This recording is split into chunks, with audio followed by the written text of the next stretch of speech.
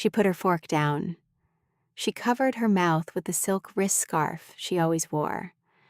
And then she started to cry. Not the kind of cry someone tries to hide, the kind a person rehearses in a mirror until it looks unrehearsed. She was always invited, my mother said, into the napkin pressed against her lower lip. Every trip, I begged her. She just never bothered to fit in. 11 faces turned to me. I didn't argue. I didn't cry. I didn't run. I reached into the bag at my feet and pulled out a black folder. I set it on the table between the bread basket and the candle. I opened it. 6 pages stacked oldest on top. Then my aunt picked up the page on top and read one line out loud. If your stomach just dropped reading that, do me a small favor and hit like and subscribe before this story gets darker. And drop where in the world you're listening from in the comments. I love knowing who's sitting with me in this part of the night. I'm Lavinia, 30, and this is the story of how my mother spent 4 years carefully arranging the worst part of my life, and one summer dinner unraveled it. Let's go back to early 2021, when the first trip happened. The rent on the in-law suite was $400 a month, and the price of never quite leaving. My mother owned the house. It was a 4-bedroom colonial in Newton, Massachusetts, painted the kind of off-white that gets repainted every 3 years to stay off-white. The in-law suite was technically a walkout basement, but my mother always called it the studio because studio sounded like an artist lived there. I am not an artist. I am an IT sysadmin who works in client video calls from a desk facing a small window with a view of Sharon's tomato cages. I moved in after college. I told myself it was for a year, maybe 18 months, until I had enough saved up for a down payment in a town where the houses didn't make my paycheck laugh. That was 2017. By the summer of 2021, I had been there for 4 years, and the suitcase I kept in the corner of my bedroom was still packed. I don't know why.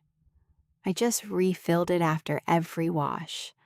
Toothbrush, 2 t-shirts, leggings, a pair of running shoes, my passport in the inside pocket, like a kid waiting for someone to call her name at recess.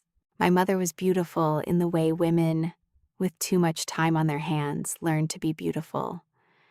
She was 55, an event planner with a flexible enough schedule to be on 3 group chats and 1 Facebook group at any given time. She had retired from the school PTA the year I graduated, but she had not retired from the muscle memory of it. She still walked into rooms like she was about to be photographed. I used to think that made her a warm person.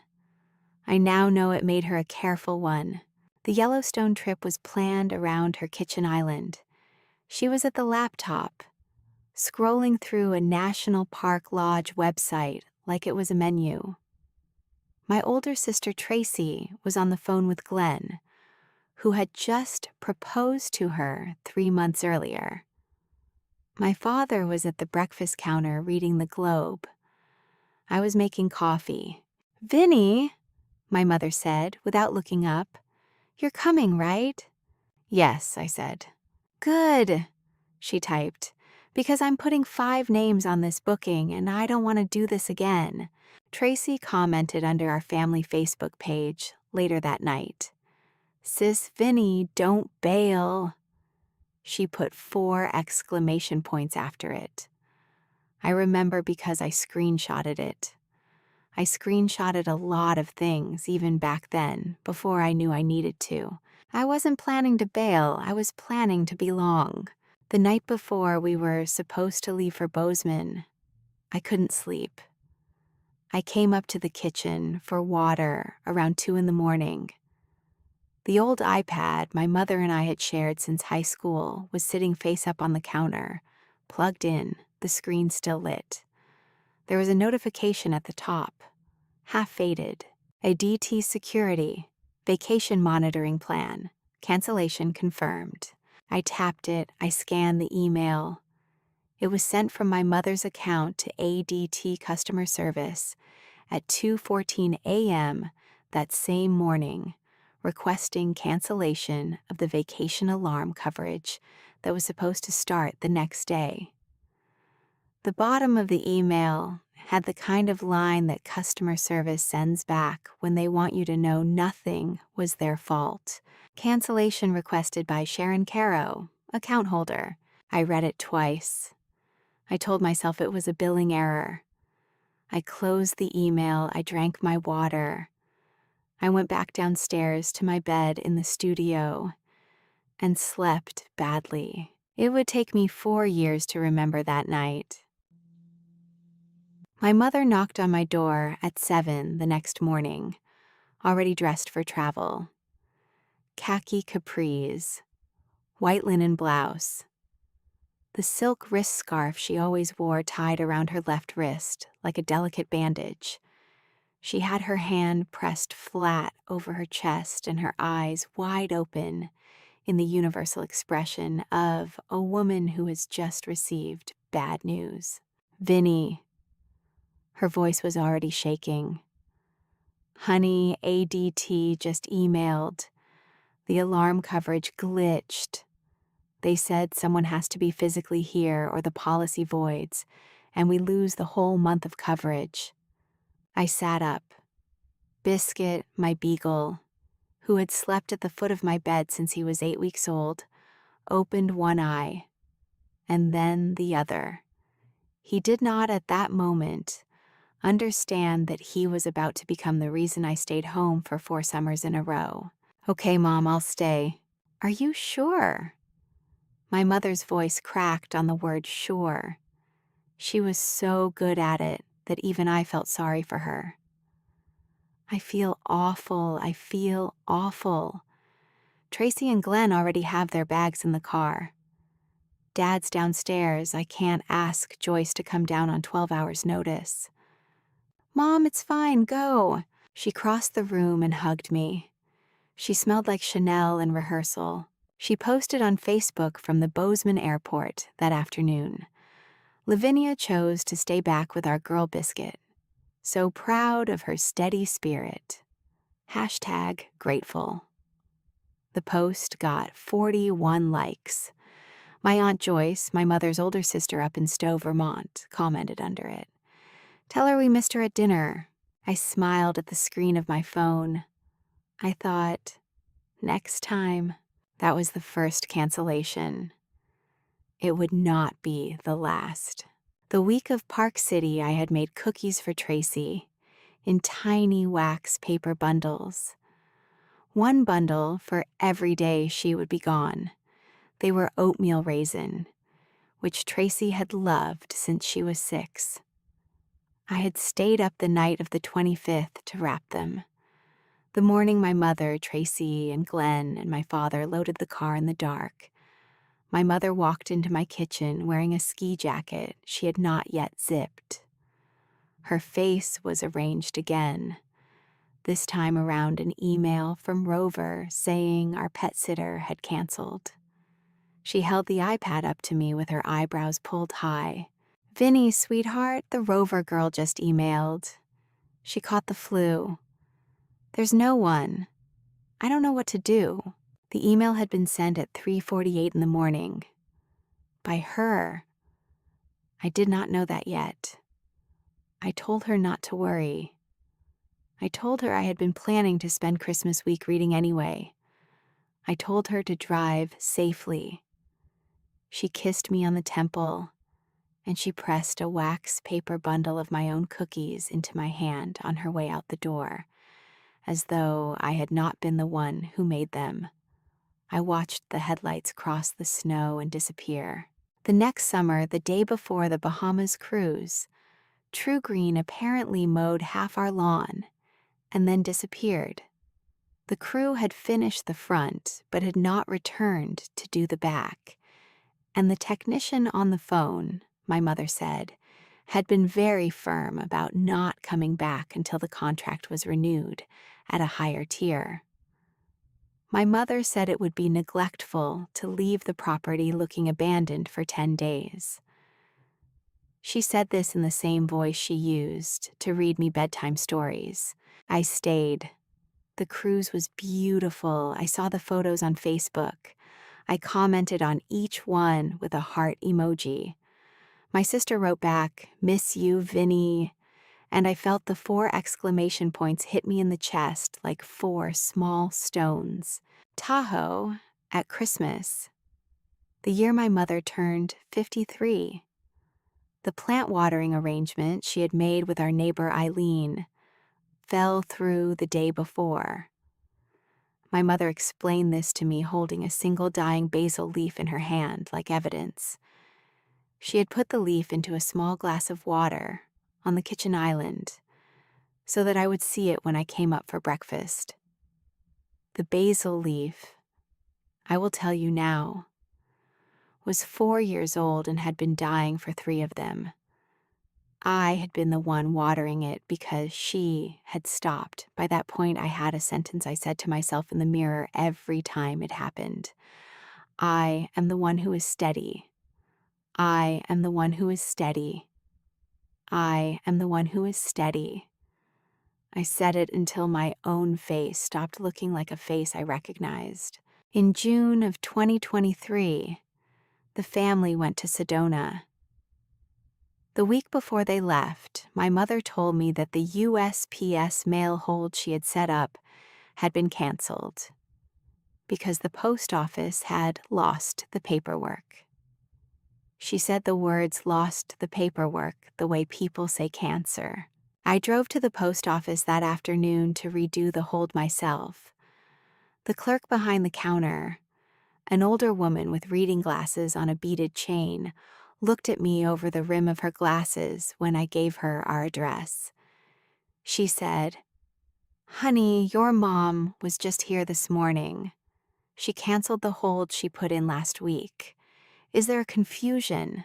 I said, "There's no confusion. I'll start a new one." The clerk nodded slowly. She did not ask anything else. She handed me the form and watched me fill it out with her glasses lowered to the bridge of her nose. When I handed it back to her, she said very gently, "I'll make a note that this is your form, sweetheart, so nobody can take it down." I thanked her.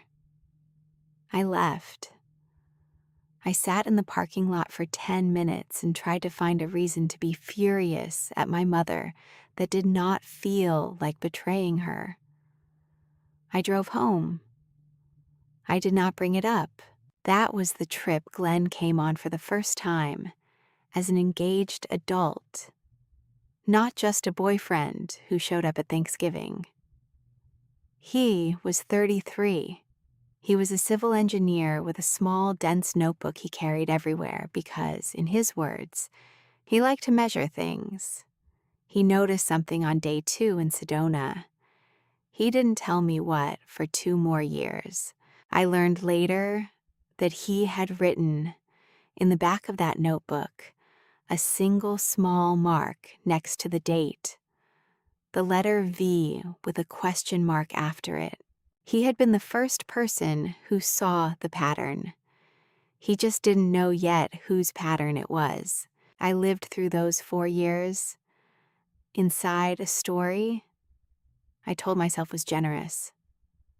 The story was that I was the one who could afford to stay because I worked remotely, because I had biscuit anyway, because my mother had so much on her plate. The story was that I had picked this.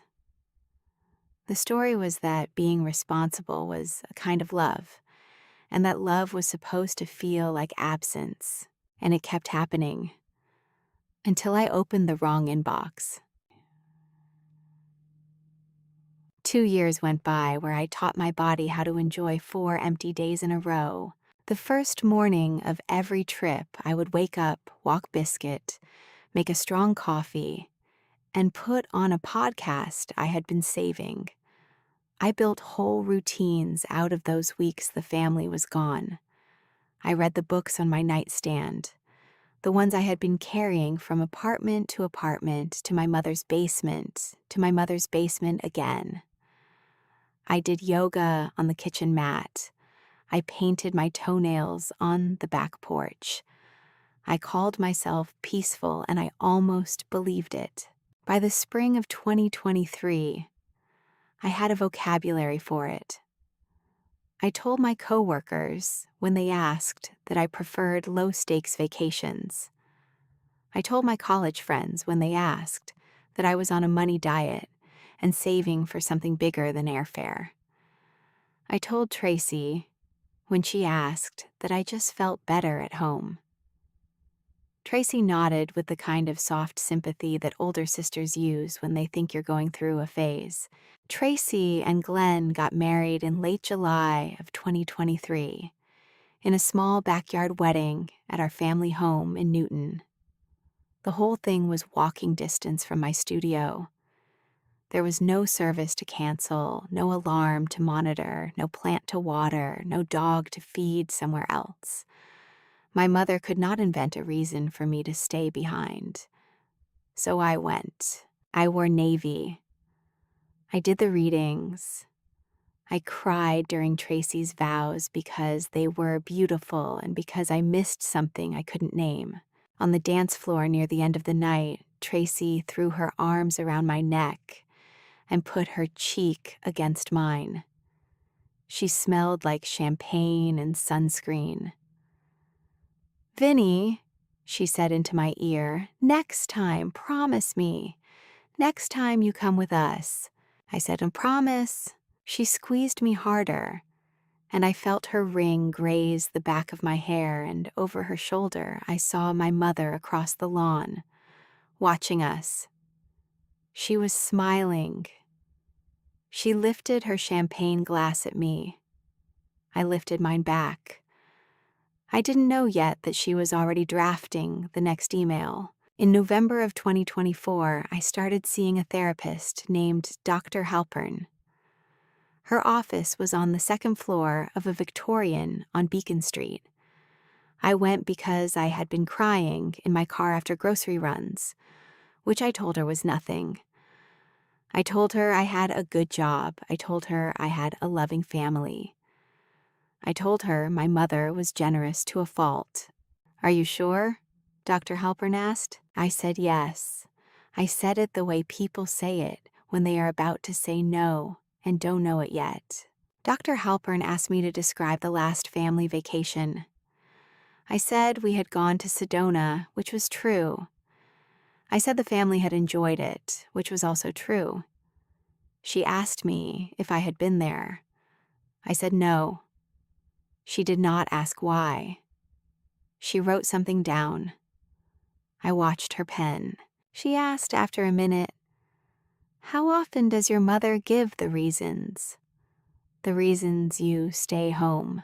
I said, "Every single time." She did not look up from the notebook. She said, "Are the reasons always different?" I sat in her chair for a second. I had not thought about that question before. I thought about it then. A DT, Rover, True Green, Basil, the post office. I said, very quietly, "Yes." She said, "And are they always the day before?" I said very quietly, "Yes." She did not write that down. She set the pen down on the notebook. She said in the most careful voice I had ever heard a person use, "Lavinia, I am not going to draw any conclusions for you. I just want you to keep noticing."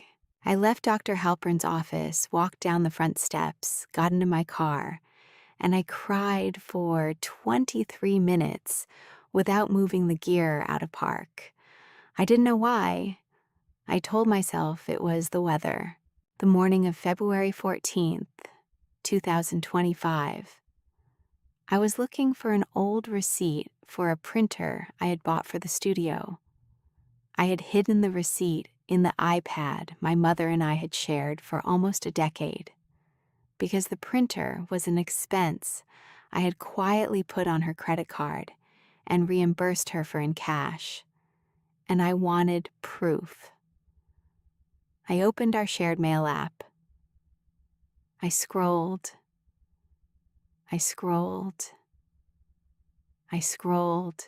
The receipt I was looking for was buried beneath an email I had never seen before. Rover, pet sitter booking cancellation, December 26th, 2021, 3:48 a.m. Eastern Time.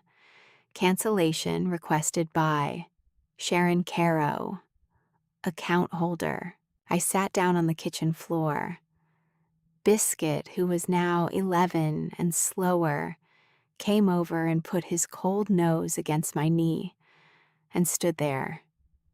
He didn't know either, but he stood there. If you've ever been the responsible one in your family and only later realized that just meant the convenient one, comment one word for me, comment me. I want to know how many of us are listening tonight. Don't scroll past. I'll read every one of them after. Thank you. I sat on the kitchen floor for a long time, and then I got up and I started scrolling backwards in time. I opened the sent folder of the shared iPad. I had never looked in there before. I had no reason to. I tapped the search field and typed the word cancellation. The list that came up was longer than I expected. There were 16 of them. 16 separate emails sent from my mother's account to 6 different vendors across 4 years. Each one had been sent in the small hours of the morning. Each one had the same line at the bottom. Cancellation requested by Sharon Caro, account holder. I read them in order. The earliest was the ADT email from July of 2021. The latest was an ADT email from June of 2025, 4 weeks before that very morning. I had to put the iPad down twice to breathe. I do not exaggerate when I say I breathed the way a person breathes who has just realized she has been holding her breath underwater for 4 full summers. I read each one slowly. I touched my finger to the screen at the timestamp on every email and held it there, like a person trying to feel a pulse. My finger trembled a little. 6 trips, 6 different services, always one missing piece, always one thing she could point to in the morning while she stood in my doorway with her hand pressed against her chest. That was when I remembered the night before Yellowstone. I remembered the iPad on the kitchen counter at 2 a.m. I remembered the notification I had tapped. I remembered closing the email and going back to bed. I remembered the next morning, my mother in my doorway, eyes wide. ADT just emailed.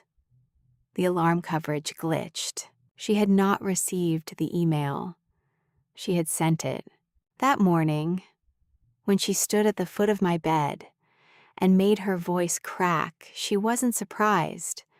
She was performing surprise. She had been awake since 2 a.m., doing the paperwork that would let her perform it. I called my Aunt Joyce that afternoon. I told myself I was going to ease into it. I told myself I was going to ask her about something normal first, like the weather in Stowe, like whether the lake was still frozen. I dialed her number, and when she picked up, I said, "Aunt Joyce, do you remember anything Mom said to you in the summer of 2021 about me staying home?" There were 4 full seconds of silence on the line. I counted them. I am the kind of person who counts the silences in my own conversations now. Then my aunt said, very slowly. "Vinny, I have been waiting for you to call me for 14 months. I sat down on a chair in my own kitchen. Joyce told me what she remembered. She told me that after the Sedona trip, the summer Glenn had first come along, she had asked my mother why I wasn't there again. My mother had said, in a voice that Joyce remembered word for word, "Vinny doesn't really want to be around the cousins lately. She's been a little raw. I think she needs space." A week before that conversation, I had texted the family group chat asking whether the holiday party was on for that December. I had sent 3 messages. I had used 3 exclamation points. I had sent a Christmas tree emoji. Joyce had taken a screenshot. Joyce had saved it in a folder on her phone she called Family Vinny. Joyce had been waiting. She told me she had not wanted to be the one to tell me, because she had been afraid that if it came from her, I would defend my mother and lose the only sister I had left and the only mother I had ever known in one phone call. She told me she had needed me to find it myself. She told me she was going to bring my whole family back. I built a spreadsheet that night. It was the most peaceful hour I had spent in my own life. I made 6 columns. Date trip. Service canceled. Cancel time Eastern. Departure date. Hours between. I filled in 1 row for each of the 6 trips. When I was finished, the column on the right had 6 identical-looking numbers. 36 hours, 41 hours, 38 hours, 43 hours, 39 hours, 38 hours. A pattern, I think, is just a habit you have done enough times that you can't help leaving your fingerprints on it. I added 1 more column. Story told the morning of. I filled in 6 rows under it. The alarm coverage glitched. The Rover girl caught the flu. True Green wanted a higher tier. Eileen's back went out. The post office lost the paperwork. The alarm system did not initialize. I read the column out loud to my own kitchen. I sat with the way each of those sentences had once made me ache for my mother instead of looking at her. I printed the spreadsheet 3 times. I printed each of the 6 emails 3 times. I put 1 full set in a black folder. I put 1 full set in a fireproof envelope at the back of my closet. I put 1 full set in the trunk of my car. I worked at the small office printer in my studio because the printer my mother and I shared upstairs would have saved a log she might one day read.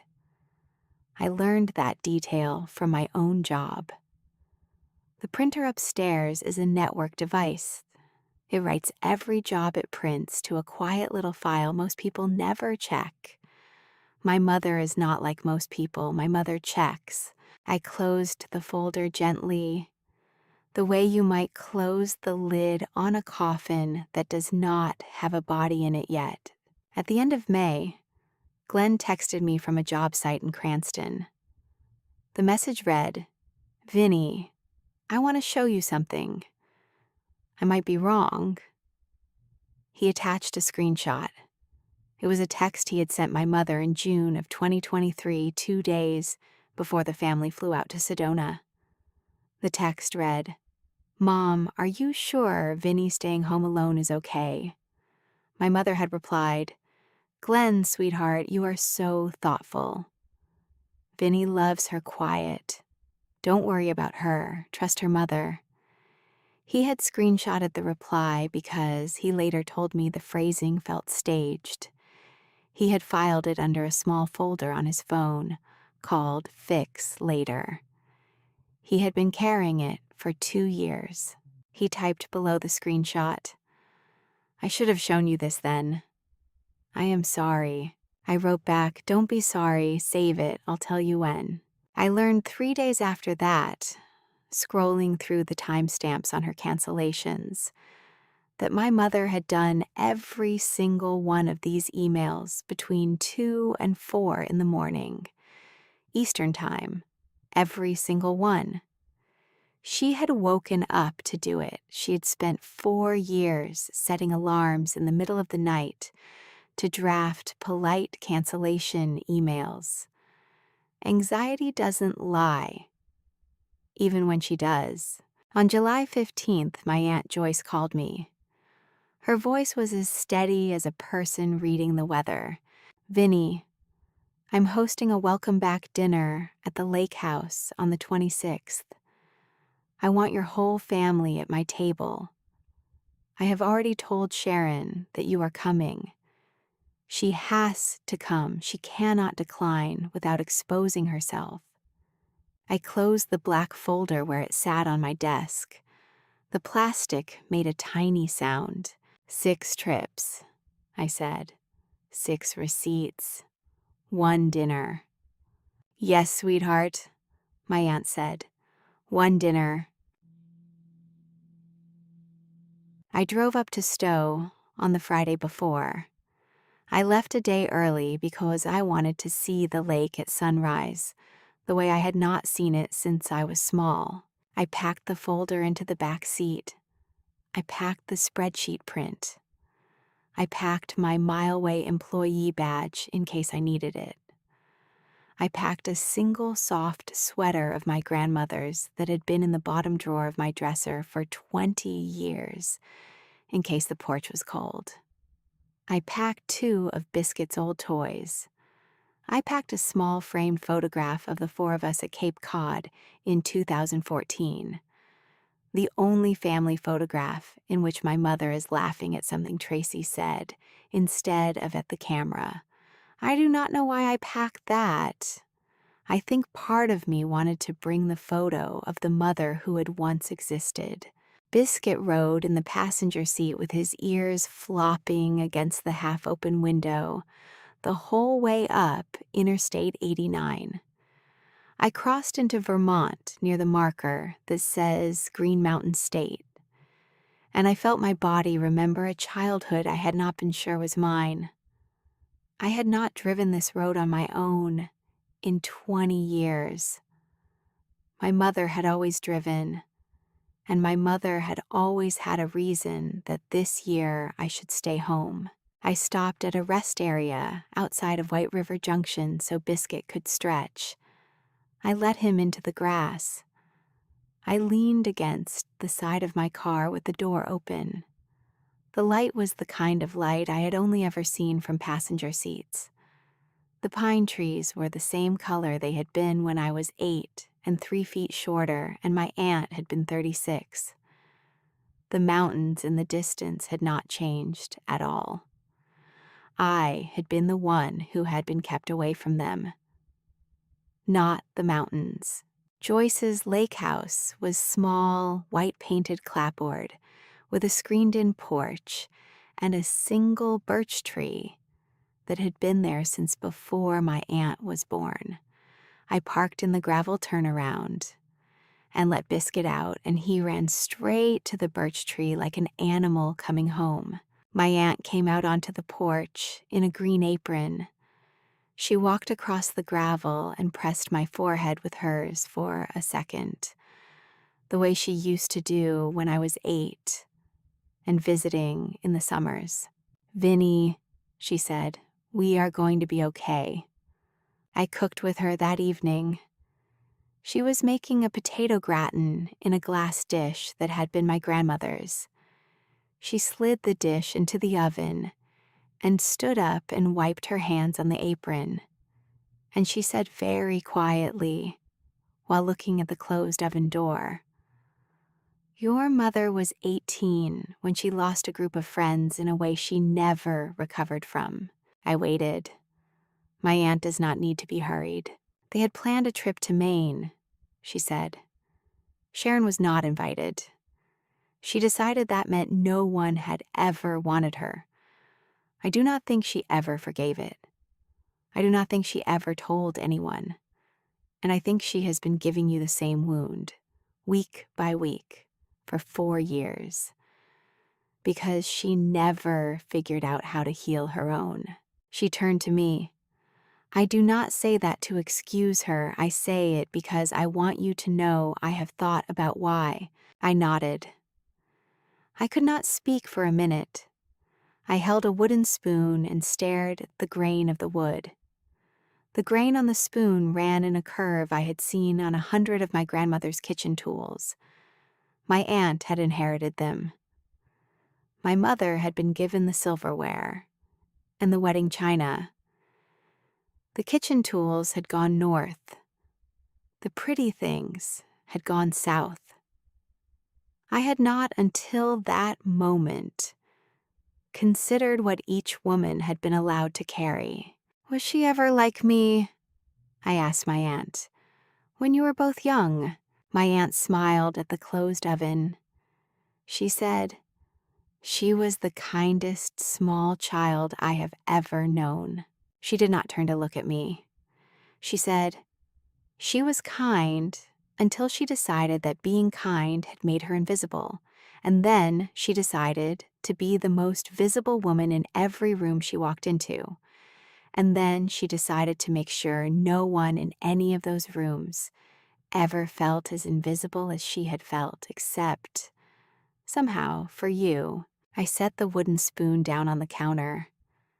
I asked, very quietly, why me? My aunt put her hand over mine.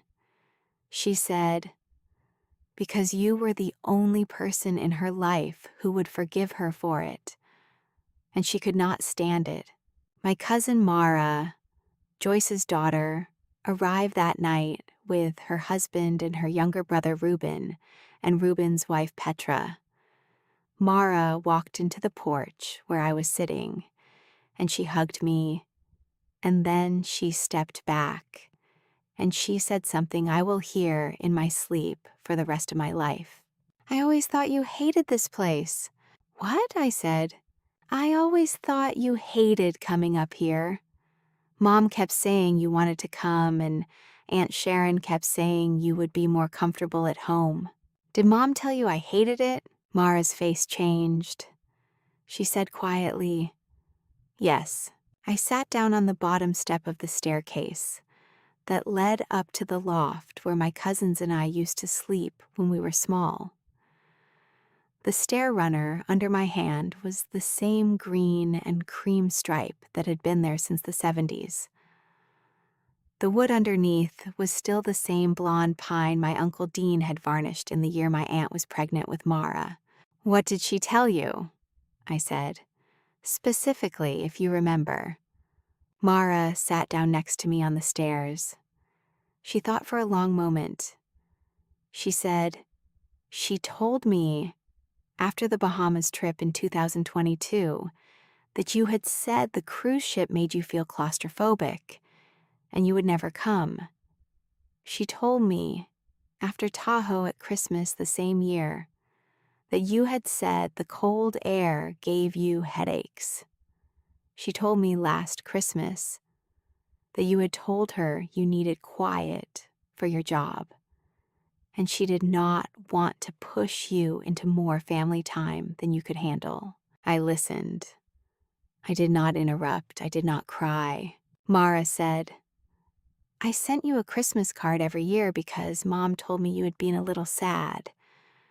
I sent you a card last year that said I was thinking about you. Do you remember it? I did not remember it. I told her that. She said, Mom intercepted them. Mom told my mother that you had asked for them to stop because they made you feel guilty. Every single one of my cousins had been told a different version of me. Each version had been just specific enough to seem like real news. Each version had been just kind enough that none of them had felt the need to come check on me. My mother arrived at noon on Saturday.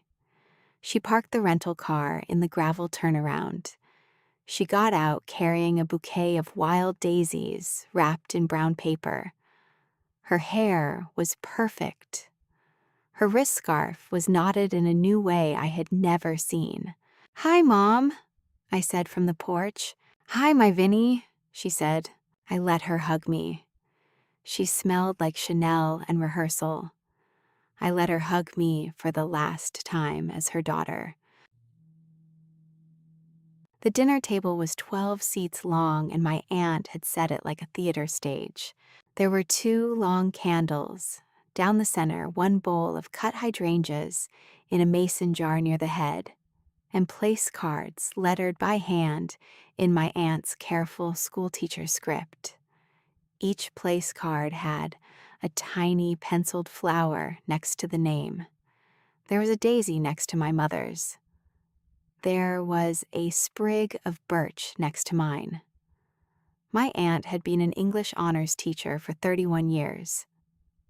She did not pencil flowers without a reason. I noticed where she had put my mother before I noticed anything else. My mother was seated directly opposite both me and my aunt. From the head of the table, my aunt would be looking straight at her. From the other side, I would be looking straight at her. There was no diagonal escape. There was no neighbor to lean toward and chat with quietly to dodge a question. There was a candle and a bowl of hydrangeas, and the 2 of us. I understood in that exact second that my aunt had designed this with the precision of a woman who had been a high school English honors teacher for 31 years and knew exactly how to block a stage. Glenn poured the wine. He always poured slowly. He poured slowly that night, too, and when he reached my glass, he gave me 1 small, slow nod, the kind that does not look like anything to anyone who is not watching for it. Tracy was laughing across the table about something Reuben had said.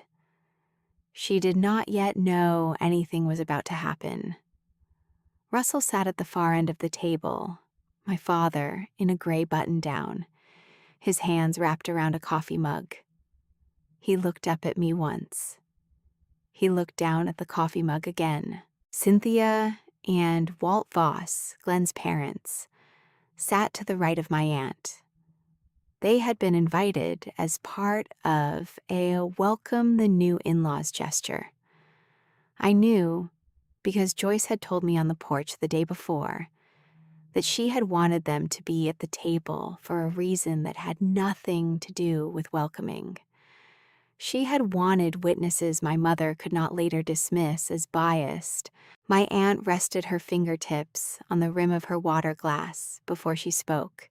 She always does. It is the smallest story I have ever loved about a human being. "Everyone," she said. "Dinner is served." The salad went around the table. My mother told a story about the Cape Cod house we had rented in June. She did her cinematic version of it, the version where she laughed about the seagulls swooping down to grab Tracy's clam roll out of her hand, the version where Glenn had been so adorable trying to teach Russell to use the new boche set on the lawn. She let her laugh go a little higher at the seagull part. She used her left hand to gesture, palm up.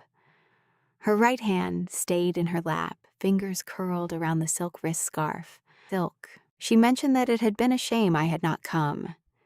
She used the same phrasing she always used. Vinny had her reasons. She has had a hard year. She said this without looking at me. She said this looking at Cynthia Voss across the table because Cynthia Voss was the one face in the room whose sympathy she had not yet earned. Cynthia Voss did not nod. Cynthia Voss looked at her plate. Tracy nodded along. Tracy did not know yet. Tracy had spent the morning sending Glenn off to pick up wine, and the afternoon helping her mother arrange wild daisies in a vase, and the early evening telling Petra about the new house they were thinking of buying. She had not yet had a moment to look at me. She thought this was a normal welcome back dinner. My mother took 3 more bites of her salad. Then she put down her fork. She lifted her napkin to her mouth, and she covered the bottom half of her face with it, and her eyes filled. And she looked around the table, slowly, the way a woman does in a movie, when she has been holding something in too long. "I have to say something," she said. "It's been hurting me for years. Every single vacation, I invited her." My mother's voice was very small and very clear, the way a child speaks when she is trying to be brave. "Every single one." I sent her the link, I booked her flight, I left a chair empty at every dinner. I begged her, and every single time, the day before we left, something would happen at the house, and she would tell me she had to stay back. She would say it was because of Biscuit, or because of the alarm, or because of the plants. And I would beg her, and she would smile, and she would tell me she was fine. 11 faces had already turned to her. I watched them turn. I watched Tracy's eyes well up before my mother's did. I watched Mara reach across her plate and put her hand on her own water glass and not pick it up. I watched Joy settle back into her chair with the relaxed quiet of a person who has been waiting for a curtain to rise. She was always invited. My mother put a hand on her chest. Every single time, she just never bothered to fit in. 11 faces turned to me. Tracy opened her mouth. Joyce raised one finger an inch, just enough to ask Tracy to wait. Tracy waited. Glenn squeezed Tracy's wrist under the table. Russell looked up from his coffee mug, finally, and he did not look at me. He looked at my mother. I reached into the bag at my feet. I pulled out the black folder. I set it on the table between the bread basket and the candle. I opened it. 6 pages. Printed on the office laser printer in my studio, stacked oldest on top. "Mom," I said, "Yellowstone first." My mother stared at me. Her napkin was still pressed to her lower lip. "Joyce," I said, "would you read the first one?" My aunt reached across the table. She picked up the top page. She held it the way a teacher holds a student essay, careful with the corners, careful not to bend the print. She put on the reading glasses she keeps on a chain around her neck. She read, "A DT Security, Vacation Monitoring Plan, Cancellation Confirmed, sent July 2nd, 2021, 2:14 a.m. Eastern Time." She paused. She moved her finger down the page. The room was as quiet as a room can be when 12 people are breathing inside it. "Cancellation requested by," she read, "Sharon Caro, account holder." She set the page down. She picked up her fork, and then she put her fork down again very softly, and she folded her hands in her lap, the way she does when she has just decided not to eat the rest of her meal. "Joyce," my mother said, "that is one email. A DT sends those by mistake. They have a glitch. I told Vinny at the time." My aunt did not look at my mother. She picked up the second page. "Rover," my aunt said, "pet sitter booking cancellation. Sent December 26th, 2021, 3:48 a.m. Eastern Time. Cancellation requested by Sharon Caro, account holder." My mother said, "Joyce, the Rover girl was sick." My aunt did not look up. She picked up the third page. "True Green, Lawn service termination sent July 9th, 2022, 2:53 a.m. Eastern Time. Cancellation requested by Sharon Caro, account holder. My mother said, Joyce, True Green raised their rates. I had to. My aunt picked up the fourth page. Eileen Marsh, text message, sent December 26th, 2022, 12:11 a.m. Eastern Time. Sharon writes, Eileen, sweetheart, we have decided not to need plant watering this week after all. Thank you anyway. Sharon, my aunt picked up the fifth page. United States Postal Service. Mail hold cancellation. Sent June 22nd, 2023. 3:06 a.m. Eastern Time. Cancellation requested by Sharon Caro, account holder. My aunt picked up the sixth page. A DT security. Vacation monitoring plan. Cancellation confirmed. Sent June 26th, 2025. 7:24 p.m. Eastern Time. Cancellation requested by Sharon Caro, account holder. She read each one in the same calm voice, with the same small pause before the signature line. Sharon Caro, account holder. Sharon Caro, account holder. Sharon Caro, account holder. My mother lifted the silk wrist scarf to her mouth. She did not move. She did not interrupt the second time after the third one. She did not interrupt the third time after the fourth one. By the fifth, her eyes were not crying anymore. They were calculating.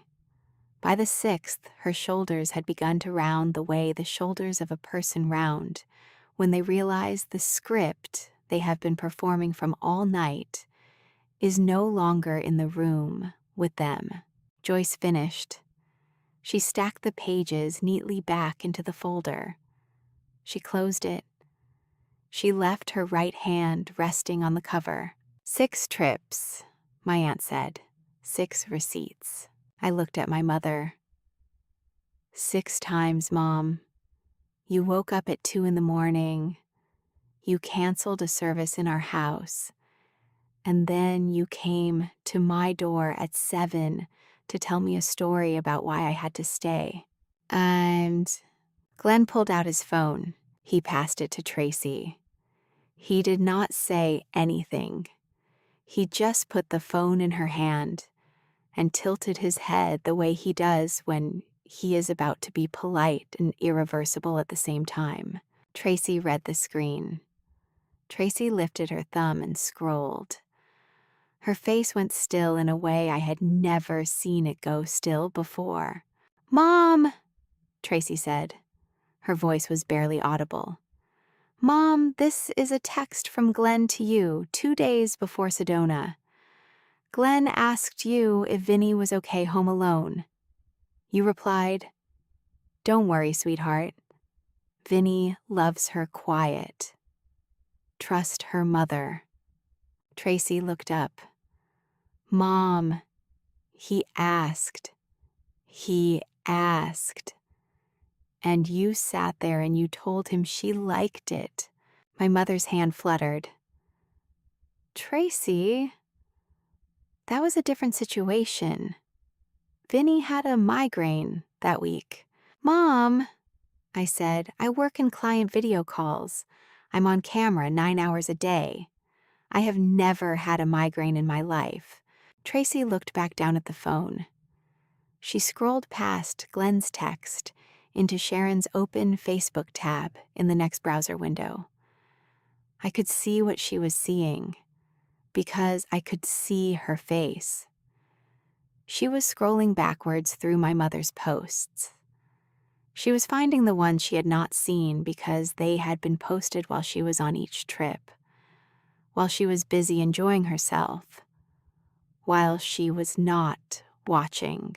Lavinia chose to stay back with our girl Biscuit. Lavinia preferred a quiet week at home this Christmas.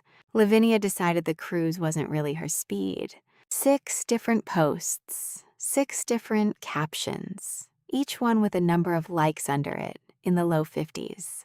Tracy whispered, "Mom, you tagged me in some of these.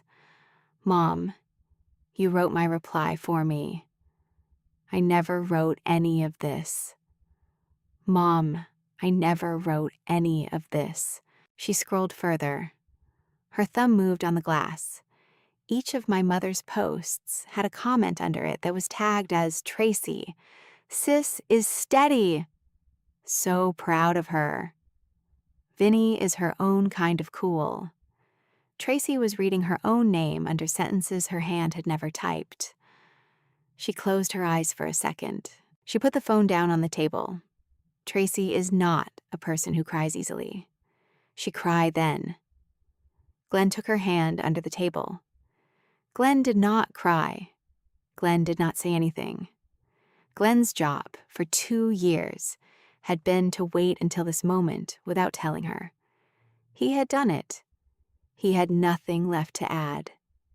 He just kept his hand wrapped around hers, and he kept his thumb moving back and forth across the back of her knuckles, very slowly. My mother stood up.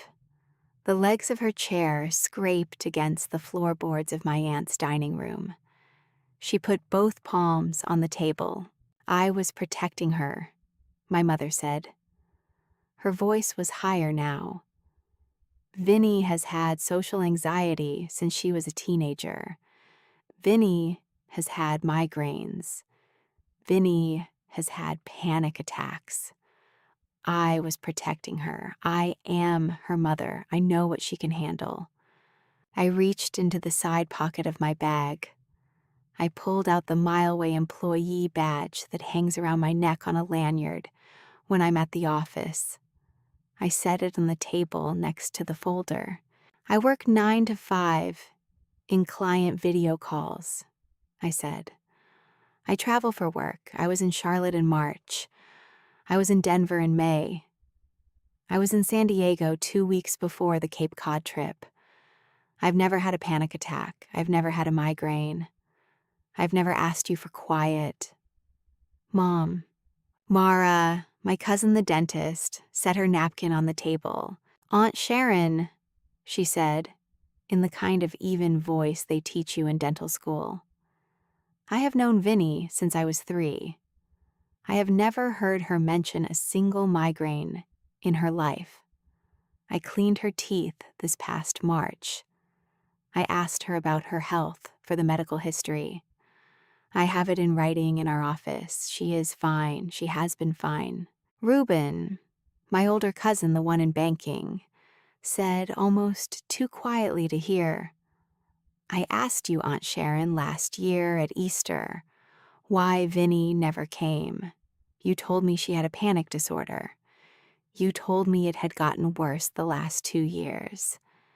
You told me, in fact, that her therapist had told her not to travel." He looked at me. "Is any of that true?" I said no. Reuben nodded slowly. He folded his napkin and set it down next to his plate. He did not stand up. He did not need to. The silence around the napkin was the standing up. Cynthia Voss, Glenn's mother, stood up. She did not say anything. She walked very calmly into the kitchen. She came back a minute later carrying 2 empty wine glasses. She set them down at the empty seats on either side of Glenn and Tracy. She sat back down. 2 empty seats had become 2 missing chairs. She had done it without saying a single word. 2 women had already walked out of my mother's story without speaking. My father pushed his chair back from the table. He stood up slowly, the way a man stands up when his knees have known each other a long time. He walked the length of the dining room with his coffee mug in his left hand. He set the coffee mug down on the sideboard.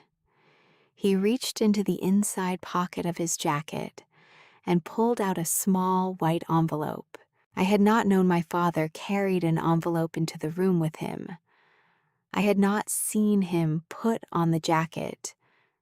I had not seen him fold the envelope into his pocket. He had done it some time when I was not looking, which I will spend the rest of my life suspecting was the way he had done a lot of things. He came over to the table. He laid the envelope down next to my black folder. He looked at me, finally, for the first time that whole evening. And he said very quietly, I'm sorry I was slow." He went back to his chair. He sat down. He picked up his coffee mug again, and he did not say another word for the rest of the night. I opened the envelope when my fingers stopped shaking, which took a minute. Inside was a bank statement from a Berkshire Bank savings account, opened in May of 2023. The account was in my name. The statement showed 2 years of deposits, every 2 weeks, in even amounts. The balance line at the bottom was a number I did not need to calculate. My father had been quietly putting half of every paycheck he could spare into an account I did not know existed. He had been doing it since the year Glenn first wrote a question mark in his notebook. The two of them had not coordinated. They had, each separately in their own way, started keeping a private receipt for me. I think my father had probably never met another man who did the same thing for the same kind of reason, and I think he would have been embarrassed to know there were two of them at the same table. Joyce reached across the table. She put her hand on top of my hand. She did not squeeze. She just rested it there. "Vinny," my aunt said, "you are here. You are here from now on." I exhaled a breath that I had been holding for 4 years. My mother sat down. She covered her face with a silk wrist scarf, and she did not perform that time. She just covered her face. She had nothing left to perform to. "Before we get to what came after the dinner, take one slow breath with me. Then tell me, in the comments, what would you have done if your mom said that about you in front of everyone? Would you have opened the folder or kept it closed?" Accordion. I packed in 8 days. I had a suitcase that had been packed for 4 years already. I added a second suitcase, 2 boxes of books, 3 boxes of office equipment, and a dog crate I never used because Biscuit refused to sleep in it. My father came down to the studio on the 7th morning and helped me carry the last box up the stairs. He did not say much. He carried the box. He set it in the trunk of my car. He closed the trunk for me. He stood on the driveway with his hands in his pockets and watched. On the last morning, I stood at the door of the studio I had lived in for 8 years. I looked at the desk facing the small window. I looked at the chair I had built routines out of for 4 summers. I looked at the basil leaf in its glass of water on the kitchen counter. The basil leaf was still alive. I had watered it the night before, the way I had watered it every night for years. I left it in the glass. I did not bring it. I let my mother have one living thing in the kitchen on the chance that she might learn to water it herself. My mother stood at the 2nd floor bedroom window the whole time. She did not come down. She did not knock on the window. She watched me move my entire life out from underneath the floor of hers, and she stayed at that window, with the curtain pulled back 2 inches. and she did not move. I did not turn my head. I did not look up. I did not pack the resentment. I left that part for her. 3 months later, Tracy drove up to Stowe on a Saturday afternoon. She knocked on the front door of my aunt's lake house carrying a tinfoil-wrapped loaf of banana bread, the way our mother used to make. Her face was tired in a new way. We sat down on the porch swing my Uncle Dean had built the year I was 9. Biscuit lay on the floorboards between us with his head on Tracy's foot. "Vinny," Tracy said, looking at the lake, "I told Glenn that I need to learn who I am without her in my head." I said, "Me too." Tracy turned the loaf of banana bread on her lap. "I'm sorry," she said. "I'm sorry it took this. I'm sorry I believed her about you. I'm sorry I posted on Facebook for years without checking the wording. I'm sorry I did not call you on the Christmases. I am sorry I trusted that she was telling me the truth about my own sister." I did not say anything for a minute. I let her say it. I had needed to hear her say it. I had also needed her to be the one who decided to. I said, "I know. I am sorry I did not call you either. I think I thought you already knew." She said, "I think she counted on us thinking that." We did not say much else for a while. We watched the lake. We started over from the porch. I keep a savings account now that I opened in my own name. I call it the Caro Travel Fund. The first deposit I made into it was the amount of one airline ticket to the Outer Banks for February of 2026. I am going with my aunt and my uncle and my cousins. Biscuit is coming too. He is 12 now, and his hips are bad, and the doctor says salt air is good for old dogs. Glenn texted me last week to say that he had thrown out the small, dense notebook he had carried for 2 years.